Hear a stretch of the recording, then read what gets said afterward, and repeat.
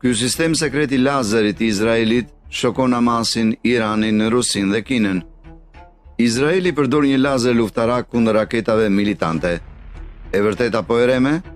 Izraeli po përgatitet të përdorë sisteme lazer kundër raketave të lëshuara nga militantët e Hamasit për herë të parë në botë.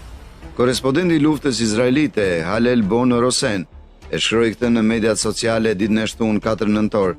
Izraeli po përgatitet shumë më herë se sa ishte planifikuar fillimisht për të vendosur, për herë të parë në botë për testim operacional, një sistem lazer që mund ndihmojë në kapjen e raketave të lëshuara drejt vendit, shkroi kolumnisti, të cilat dyshohet se përshkruan punën e re të lazerit të Izraelit, Reze Ekuri, në hebraisht.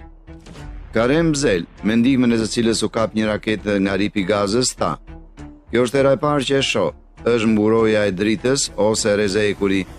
Izraeli ka shpallur sistemin, por ende nuk e ka tregtuar atë." Duke se një gazetar nga kanali televiziv shtetëror izraelit shkroi më vonë, duke cituar burimet e tij në shërbimin e sigurisë izraelite. Në këtë video, ne do të analizojmë këtë informacion në detaje dhe do të tregojmë se çfarë perspektive hap ky sistemi i ri për Izraelin. Do të ketë përfundime të papritura. Ideja e përdorimit të një reze drite drejtuar kundër objektivave në ajër dhe në sipërfaqe është diskutuar prej kohësh nga shkencëtarët dhe ushtria. Disa pika